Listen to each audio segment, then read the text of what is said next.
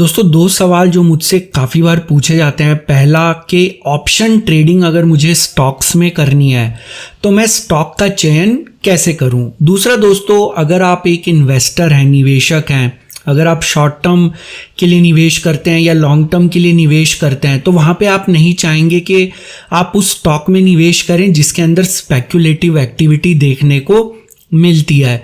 तो मैं ऐसे स्टॉक्स का चयन कैसे करूं जिनके अंदर स्पेक्युलेटिव एक्टिविटी कम है। तो नमस्कार दोस्तों, आज के लर्निंग वीडियो में आप सभी का बहुत बहुत स्वागत है। आज हम इन दोनों सवालों के जवाबों को जानेंगे आज के इस वीडियो के द्वारा, तो इस वीडियो को आप अंत तक ज़रूर देखिएगा। दोस्तों, इन सवालों का जवाब जानने से पहले हमें ये जानना ज़रूरी है कि ये मार्केट वाइड पोजीशन लिमिट क्या होती है, क्योंकि इसी पे हमारा जवाब जो है वो आधारित है। तो मैं आपको ब्रीफली एक्सप्लेन कर देता हूं कि ये MWPL, इसको हम शॉर्ट फॉर्म में बोलेंगे MWPL, ये होता क्या है, इसका रेलेवेंस क्या है। दोस्तों MWPL होता है ये हमें बताता है, ये नंबर हमें बताता है कि इस समय आपकी कितनी ओपन पोजीशंस हैं फ्यूचर और ऑप्शंस में उस पर्टिकुलर स्टॉक की जिसका MWPL आप चेक कर रहे हैं। और MWPL जो लिमिट होती है वो मैक्सिमम नंबर ऑफ पोजीशंस कितनी बन सकती हैं इस पर्टिकुलर स्टॉक में, मतलब ऑप्शंस और फ्यूचर्स के अंदर कितनी पोजीशन बन सकती हैं। अगर हम कहें कि किसी स्टॉक का MWPL इस समय 40% है तो इसका मतलब कि 100 पोजीशंस जो बन सकती हैं उनमें से 40 पोजीशंस बनी हुई हैं और 60 पोजीशंस और बन सकती हैं। तो ये एक लेमन टर्म में MWPL की डेफिनेशन है। अब आप कहेंगे कि भाई ये लिमिट डिसाइड कैसे होती है।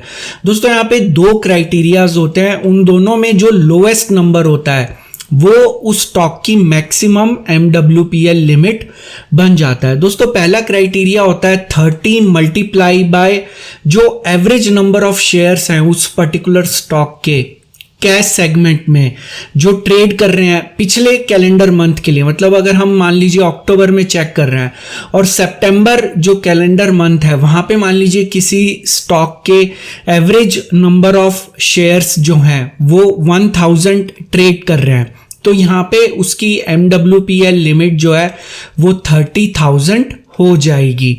दोस्तों दूसरा क्राइटेरिया होता है कि किसी भी स्टॉक के अंदर जो नॉन प्रमोटर होल्डिंग है, जो नॉन प्रमोटर के पास कितने शेयर्स हैं उसका 20% जो भी नॉन प्रमोटर के पास फ्री फ्लोट होल्डिंग है। मान लीजिए कोई एक कंपनी है, उसके 1 लाख शेयर्स का इक्विटी बेस है, मतलब टोटल नंबर ऑफ शेयर्स उस कंपनी के 1 लाख हैं।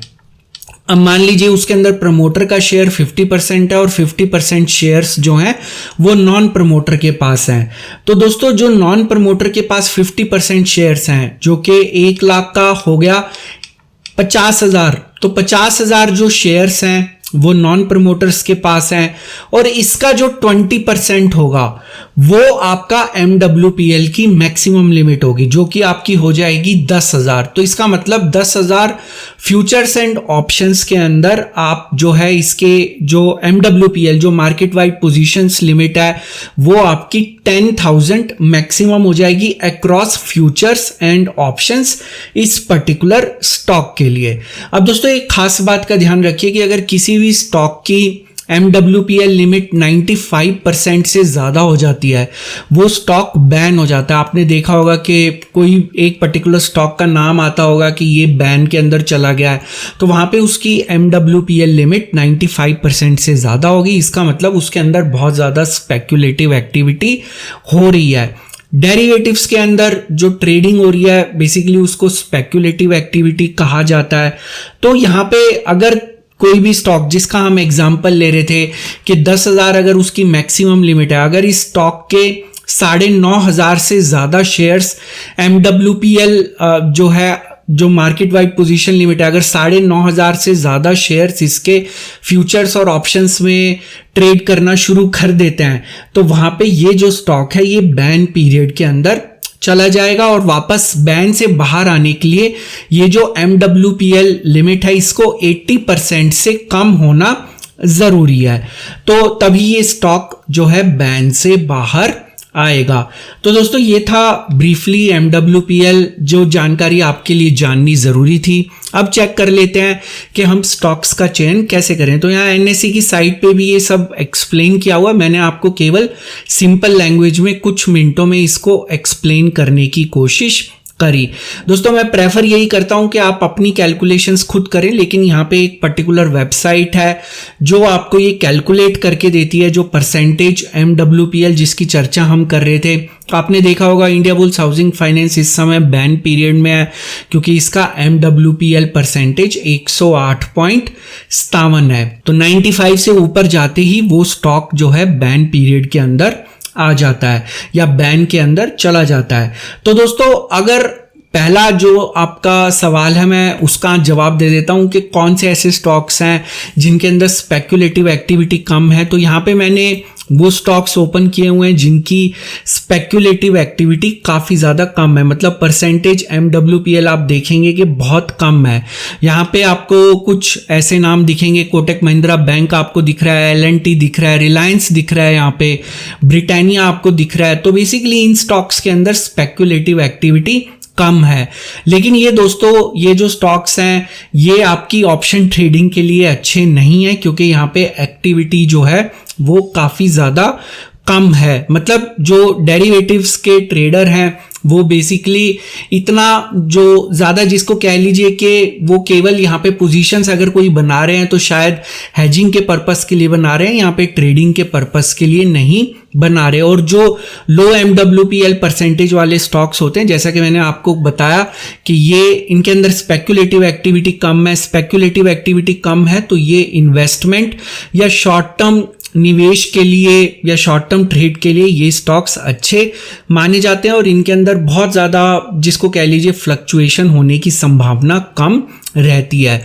अब दोस्तों हमें फाइंड आउट करना है वो स्टॉक्स जिनके अंदर हम ऑप्शंस ट्रेडिंग कर सकते हैं। तो दोस्तों यहाँ पे मेरे हिसाब से जिन स्टॉक्स की MWPL परसेंटेज 40% से 80% के बीच में है, आप उन स्टॉक्स को कंसीडर कर सकते हैं ऑप्शन ट्रेडिंग के लिए। इस समय लगभग 31 स्टॉक्स हैं जिनकी MWPL परसेंटेज 40 से 80% के बीच में है। तो यहाँ पे अब कुछ एग्जांपल ले लेते हैं, लो वाले का भी, हाई वाले का भी, और कौन से स्टॉक्स हमें यहाँ पे देखने चाहिए। तो जैसे लो के अंदर आप देख सकते हैं कि हिंदुस्तान, यूनिलीवर, नेस्ले, ये सब स्टॉक्स आपको दिख रहे हैं। तो यहाँ पे अगर आप HUL की जो ऑप्शन चेन है आप देखेंगे तो आप पाएंगे कि यहाँ कोई भी एक्टिविटी एज सच नहीं हो रही, कोई खास एक्टिविटी नहीं है। जो एक्टिविटी हो रही है वो शायद हेजिंग के पर्पस के लिए हो रही है, और इससे हमारी जो समस्या है उसका समाधान नहीं होता। अब दोस्तों एक और महत्वपूर्ण बात, कुछ स्टॉक्स के अंदर आपको दिखेगा कि ये जो परसेंटेज है ये ज्यादा है, लेकिन इसके बावजूद भी ये जो पर्टिकुलर स्टॉक्स है, जैसे एक्साइड इंडस्ट्रीज का एग्जांपल लेते हैं, इसका MWPL परसेंटेज 60% है, लेकिन क्या ये ऑप्शन ट्रेडिंग के लिए सही है? तो इसकी अगर आप ऑप्शन चेन देखेंगे तो आप पाएंगे कि यहाँ पे कोई ज़्यादा खास एक्टिविटी हमें देखने को नहीं मिल रही है। एक्साइड इंडस्ट्रीज की ऑप्शन चेन आप देख सकते हैं कि यहाँ पे कोई इक्का दुक्का ट्रेड्स यहाँ पे आपको देखने को मिल रहे हैं, कोई खास एक्टिविटी नहीं हो रही।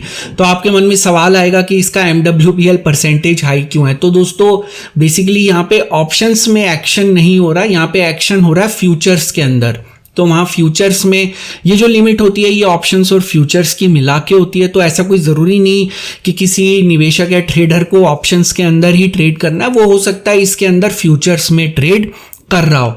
तो दोस्तों यहाँ अब एक और अगला एग्जांपल ले लेते हैं। तो एक और स्टॉक है अदानी पोर्ट्स। आप देख सकते हैं कि इसके अंदर आपको एक्टिविटी देखने को मिलेगी इस पर्टिकुलर स्टॉक के अंदर, और इस स्टॉक का जो MWPL परसेंटेज है आप यहाँ पे अपनी स्क्रीन के ऊपर देख सकते हैं, अदानी पोर्ट्स का 74.18% है।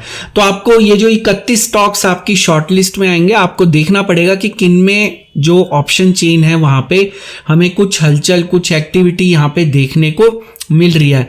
तो यहाँ पे ये जो एक्टिविटी है मोर इम्पॉर्टेंट, या जिसको कह लीजिए कि ज़्यादा इम्पॉर्टेंट जो बात है वो ये कि थोड़ा सा फार ओटीएम के अंदर हमें एक्टिविटी दिखनी चाहिए।